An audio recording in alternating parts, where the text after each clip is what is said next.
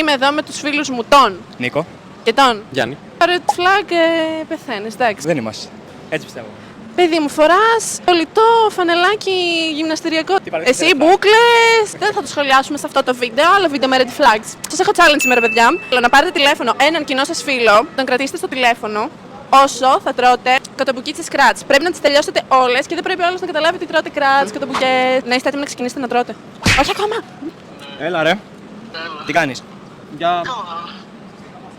Ξαπλώνεις. Ναι.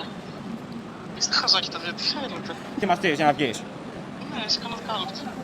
Και εμείς είμαστε έξω στη ζέστη. Είστε καθυστερημένοι, γιατί με πήρατε. Για να δούμε τι κάνεις. Δεν είμαστε καλοί φίλοι. Εσείς τι κάνατε. Εμείς τίποτα ρε. Σύνα πήγαμε μετά που σας αφήσαμε. Ναι. Πήγαμε. Πού πήγαμε? Ζάρα. Είχε κάτι κολόνιες, άσε. Εγώ πίσω, τι κάνετε ακριβώς. Τίποτα ρε, έχει κόσμο. Α, Με πήρε πριν για κάποιο λόγο η Κατερίνα ρε μαλάκα, το πρώην μου. Μου ρε μαλάκα. αχ, με τρολάρετε Τι έτσι. σε τρολάρω ρε. Κι εγώ ήμουν, τραστ. Κάτι το έλεγες. Να σκέφτομαι κάτι τέτοια το έλεγε. Κόμμα 6 είμαστε, δεν κάνει full ζέστη έτσι. 6 ώρα.